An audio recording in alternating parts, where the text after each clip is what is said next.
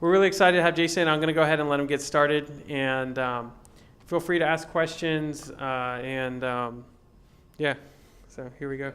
Excellent. Thank you, sir. Okay, so, thank you. Everybody can do this here. So, does that sound okay? Again, my name is Jason Torres. Met Joey when I was taking ACT Lab courses up at UT and graduated from there in 2010 with an RTF degree, or an ACT Lab degree as I like to look at it. Let's see, so I've given a couple of these talks before, talked about DJing in the 21st century, just how my friend and I, Kendall Clark, produce live music. Also talked, I guess last time I talked about projection mapping, which was the latest thing I was into. So I guess I've been kind of known for that. I've had the pleasure and the great fortune. I got asked to do the visuals for Moby out in El Paso for the Neon Desert Festival out there. It's like their ACL. And so that was the coolest thing I've done so far. So, but in the bigger, grander scope of things, one thing I'm really interested in, of course, is electronic dance music. That's what I'm going to be talking about today and focusing on. I'm going to do this in kind of two parts. First is just going to be a kind of a fucking really fast history through dance music. The second half is going to be kind of how it pertains to America. And as I like to look at it, the kind of pre-rave act scene and the kind of post-rave act scene and why those are different and why it's a big deal. So let's get started. So you say electronic dance music, what do you think? First thing you think, I know what I think of, or what I used to think of anyway, is football games. And you're hearing this going, I used to, of course, go to UT, so I would hear the stadium blaring this out, and I lived miles away. So I knew this was screaming at people who were in the stadium if I could hear it from my house. So you hear this now at football games, and it's not a big deal. I mean, people have heard this song. It's just something that's there. So it used to not be like that. So back in the day, there was a thing called disco. Your parents might know about this. I might have to Wikipedia it. There's artifacts called vinyl that play this kind of stuff. So disco, okay, it happens. It was great. You've got people dancing. It's where club culture really starts. You get people gathering. You get DJs actually spinning and becoming a big deal. So New York, all the hot spots, you see those start to pop up around the country. And everybody's having a great time. It's disco. So, of course, disco finally dies. And then you get the real true start of dance music. It's kind of starting in Chicago with house music. You can tell you've got a similar sound. You still got the kind of 4 on the floor, which is kind of that main driving beat you hear in house music. Still got that going, but you're dropping some of the instrumentation down. It's not going to be all a full band, a full orchestra like you would see in the disco days.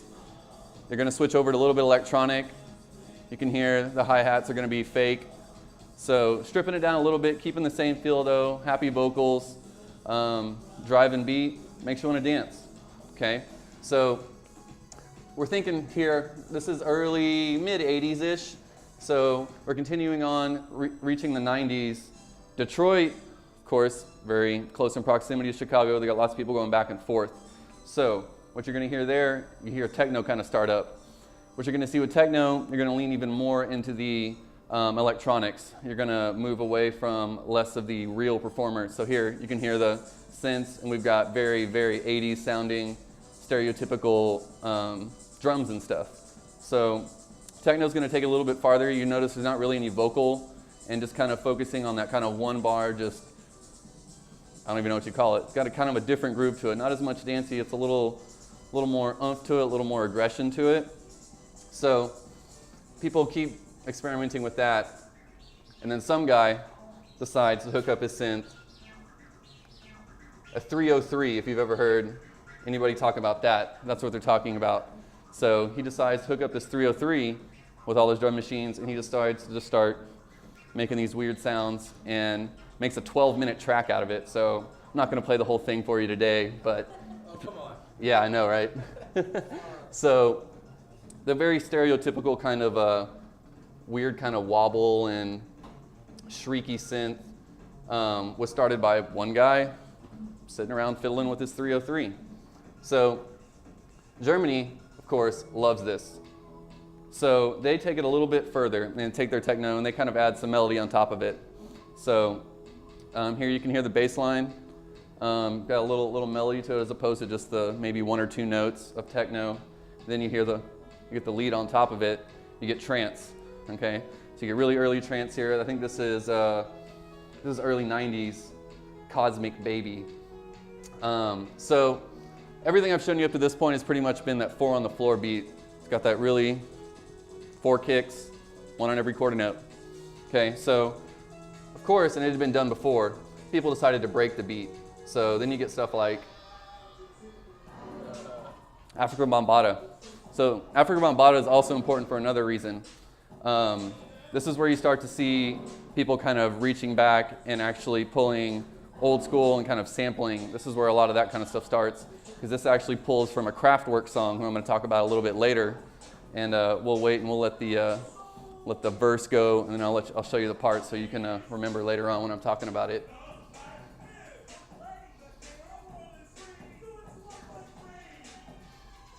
So this part right here, sampled from a Kraftwerk. Actually not sampled, they kind of just replay it, but notice the beat, broken beat, instead of 1 on every quarter note, they break it up.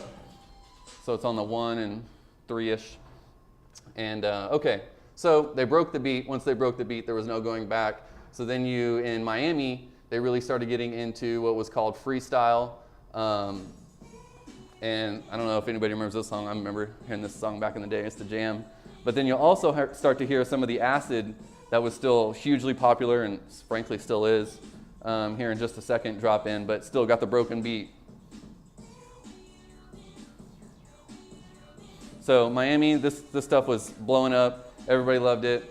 Yeah, called it freestyle. So taking the broken beat even further, around 91, you start to hear these people speeding things up even more, way more complex with the sampling, way more complex with the break. And I mean, it's just actually faster. So this was kind of the beginning of breakbeat hardcore. And so I don't know if anybody played Streets of Rage 2, but this is totally ripped off. Some of those songs are ripped off this stuff. So yeah, so this is where you start to see early rave culture start to happen. You get the next year in '92. I imagine all these people in the UK who are starting to go to raves and stuff, they like find this big old crate of just reggae records, and it's just like, okay, well, we'll start incorporating all this stuff. And so this is where you start to see people speeding up and taking it into almost jungle territories. But this is rave music. If anybody asks you what traditional rave music is, this stuff right here, and this was one of the ones that started it all. So, yeah, so, and I'll talk about it more when we talk about traditional jungle, but what they're doing is they're taking drums, sampling it, and basically double timing drums over a reggae song. So using the same bass lines and stuff, just faster drums, maybe a little different vocal on top. So you can hear it's got this normal reggae bass line, but they've got drums going crazy over it. They were all about the drums and sampling and chopping and crazy. Like this is where I think of like drumline kids, like just going crazy in the 90s, writing crazy paradiddles and stuff.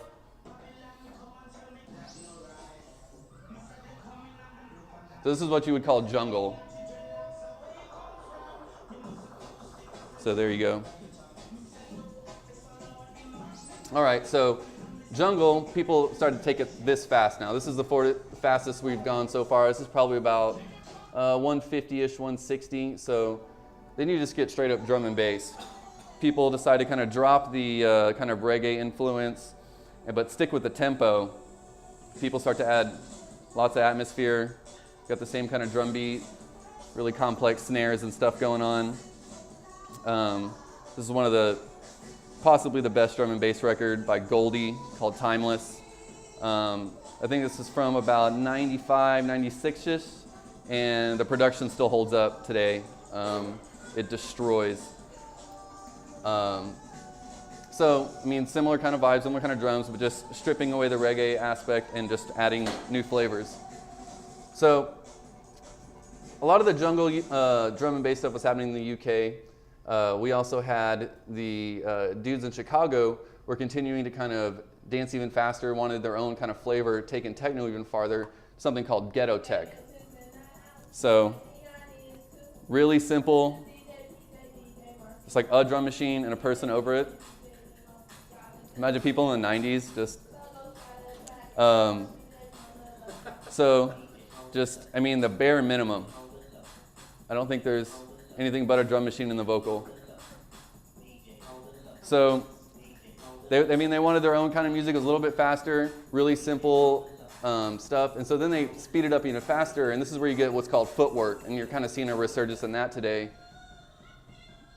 But even faster, and it's specifically designed so people can do crazy footwork that I'm not even going to try and do before I embarrass myself. So this is kind of going on kind of parallel to the whole jungle drum and bass stuff. Now, what you're also seeing is you're kind of seeing the second wave or a huge resurgence in trance, the kind of trance that, I don't know, everybody, I feel like is stereotypical of dance music.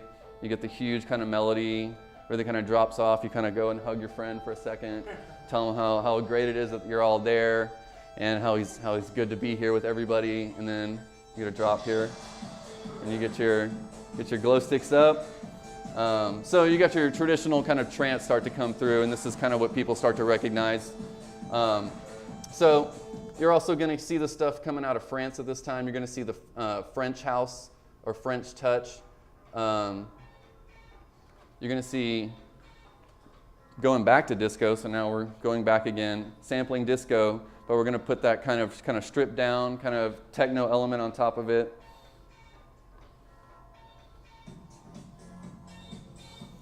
And this is Stardust, some of Daft Punk. So, and speaking of which, around this same time, we're talking early 2000s now. You're going to see kind of glitch kind of come into play, and artists like Glitch Mob. We're taking kind of hip hop kind of tempos, but really chopping it up and using computers and effects to mangle and distort and stretch and skew and tear up and build back together crazy combinations of noises. So they called it glitch because it sounded like stuff was glitching out, and they've gotten to a level to where they're remixing Daft Punk for the Tron soundtrack. So, okay, moving on. We've got drum and bass still going at this time, but it got way too heavy and people started not to dig it anymore because it's just way too heavy and nobody wants to be assaulted the entire show. It's like, can you imagine standing at a club, it's like, yeah, now we're getting ready to dance.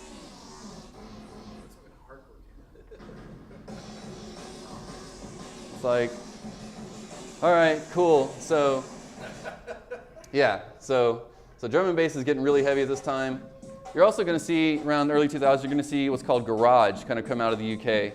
And this is going to be heavily R&B influenced, and they're going to take the tempo up, but really strip down on the drums. And it's really got that kind of distinctive, I don't even know. I hear lots of rim clicks, lots of stuff like that. You also see kind of grime and that kind of stuff come from garage. But the main thing that came out of garage that everybody's going to remember, and everybody still remembers, is the day the earth womped. So people take garage and they do it halftime, keeping the bass element, and then you get dubstep. And so that comes out and of course changes everything. You go from there, from garage to dubstep, and you get recently, one of the most recent is Moonbatone. You got, who was it? Dave Nada, one of the guys. Started playing some electro slower than it was supposed to be. It was like, whoa, that sounds kind of cool. So then you get kind of reggaeton with Dutch house. So, and it's changing every day. Now, I mean, with the internet and everything, it's just going crazy. Micro genres are popping up everywhere. Whatever super flavor you want, I'm sure there's a whole slew of sites that are just devoted to that exact type of stuff. So like this, I don't even know what you call this now, but I'm digging it. And so, yeah. So that's a brief history of dance music. So how does that apply to the U.S. and what's the deal? Okay. So disco dies. Kind of the beginning of traditional electronic dance music in the U.S. as we would think of it. Now, with disco dead, it died for a couple of reasons. Like I said, it was like the Macarena. Like people were like, "Oh, this is fun! Like we're dressing up, we're in like fringe, like it's going crazy." And then they were like, "Oh my God, we're wearing fringe. What is going on?" And so people, threw away disco, and yeah, it had this terrible stigma attached to it. So before it died, though, you had songs like "I Feel Love" by Donna Summer come out, which is going to be the first disco-y song with an all-electronic instrumentation. So people are already comfortable with electronics being in popular music. So that happens, and then, like I said, so we're talking early 80s, late 70s here. Okay, before even middle 70s. You've got Kraftwerk doing stuff, okay? Kraftwerk's from Germany. They invented electronic drum pads. Anybody you see playing electronic drums? Kraftwerk invented all that. There's that line from Planet Rock earlier. So Kraftwerk started everything, invented all of the traditional, invented 4 on the floor as far as we can tell. Yeah, crazy Germans were years ahead of their time, decades. Okay, so people were getting into that. They were cool with electronic instrumentation. So again, we go back to house. Chicago starts to build up through the 80s.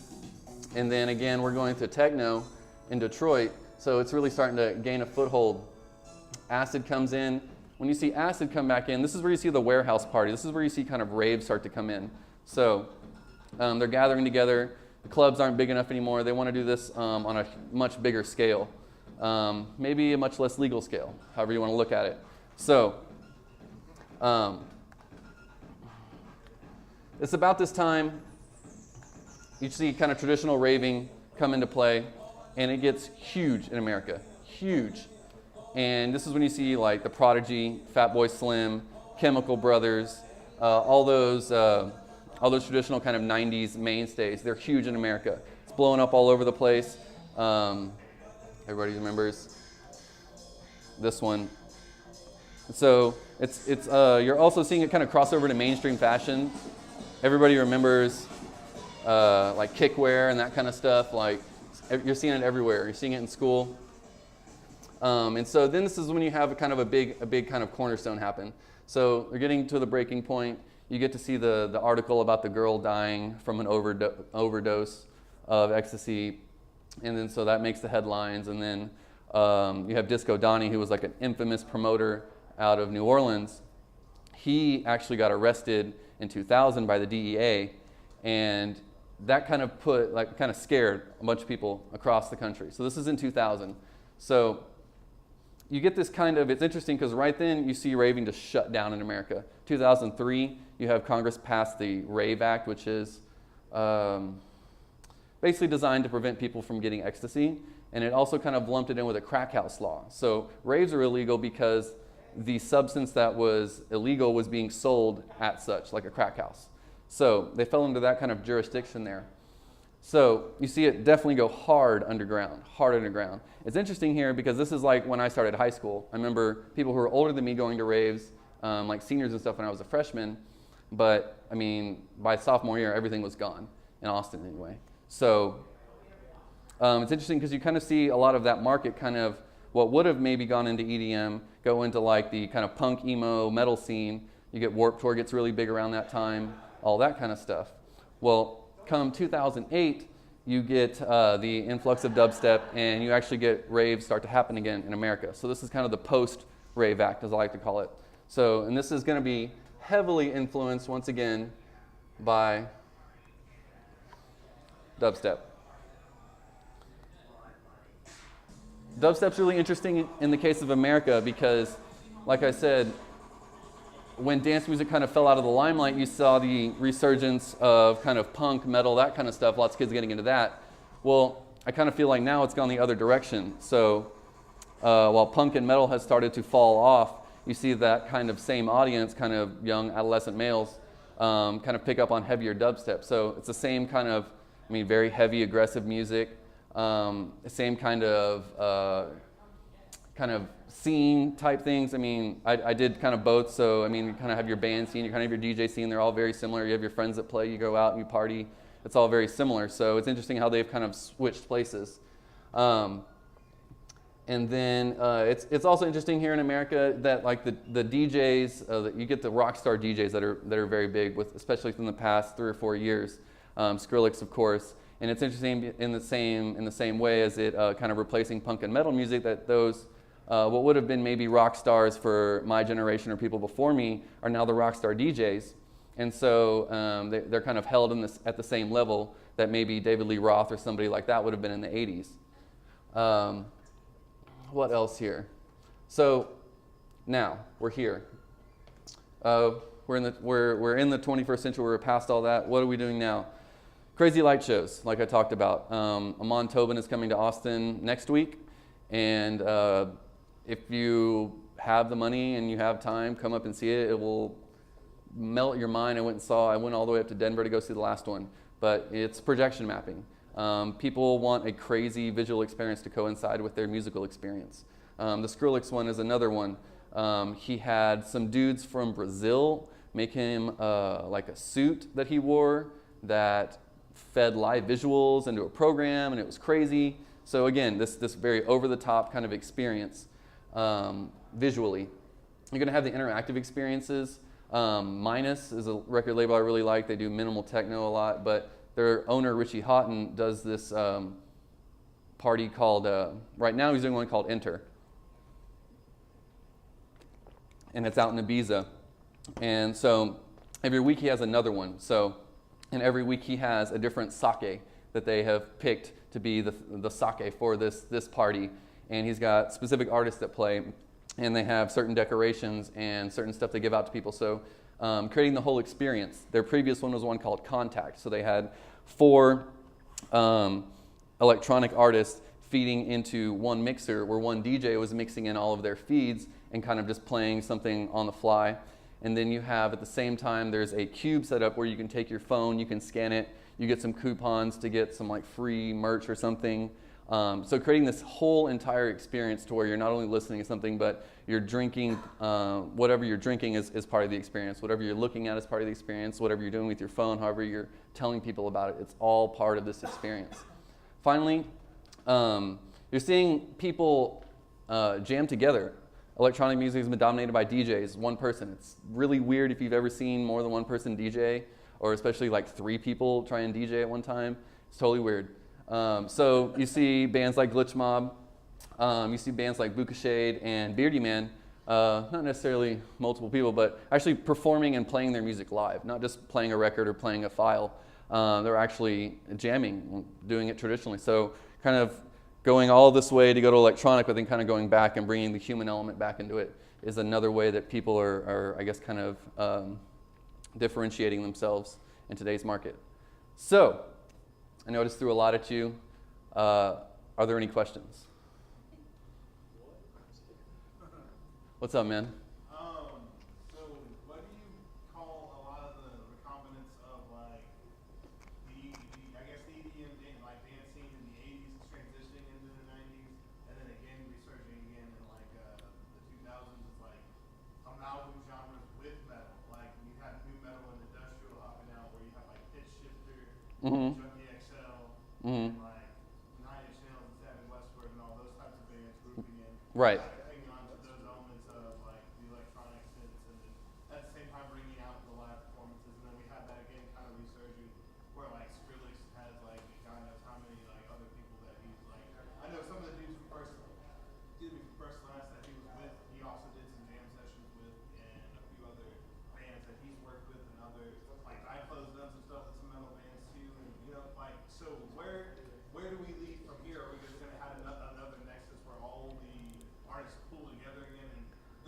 Well, and I think the biggest thing to come into all of us, the thing that's changed it the most and caused the most craziness is, the internet.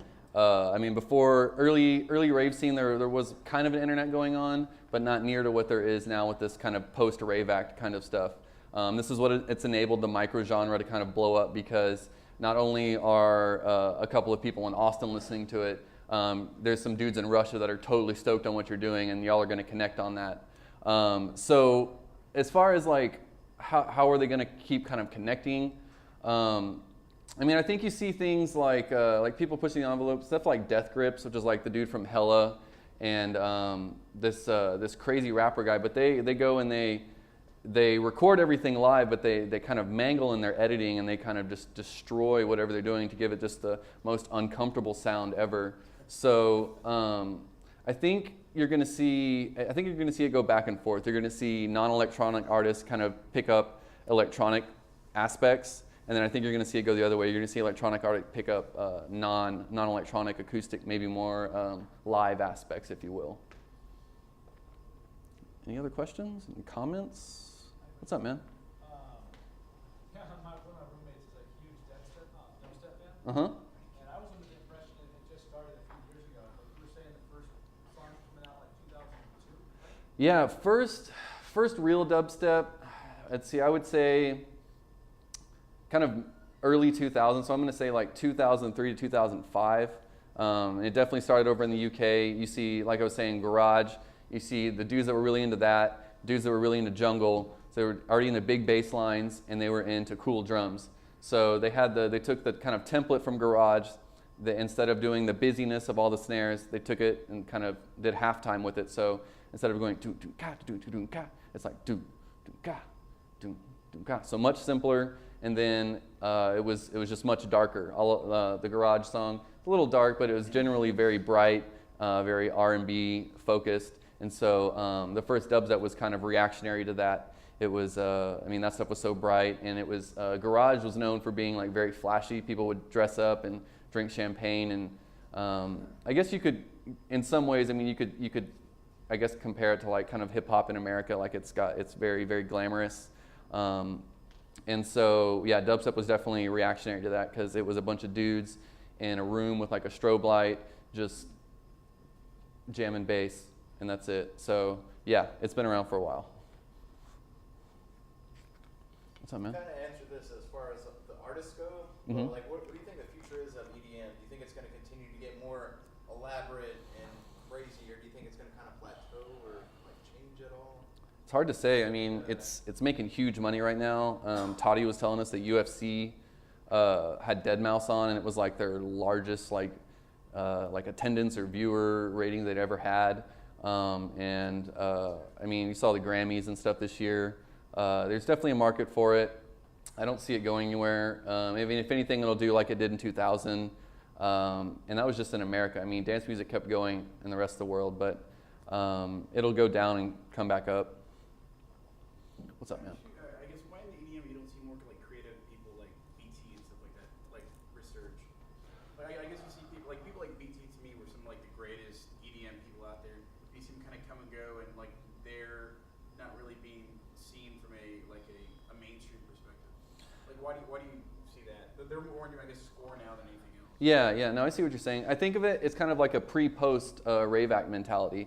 I feel like a lot of the people that I hang out with that were into stuff before the rave act know of BT and his work and that kind of stuff, and to where this generation that's coming into it now has no concept of that. They're hearing stuff on the radio. They're hearing Skrillex on the radio. They're hearing, I mean, the huge DJs, Calvin Harris, all that kind of stuff.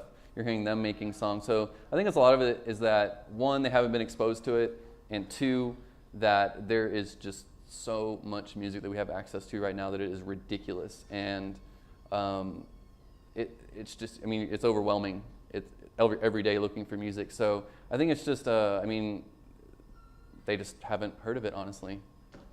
Should we? Good? Cool. Well, I'm going to be around. If you have any questions, feel free to holler at me. I'm going to let Jesse do his talk so I don't talk the whole time. Again, my name's Jason. Thanks, Joey. Thank Geekdom.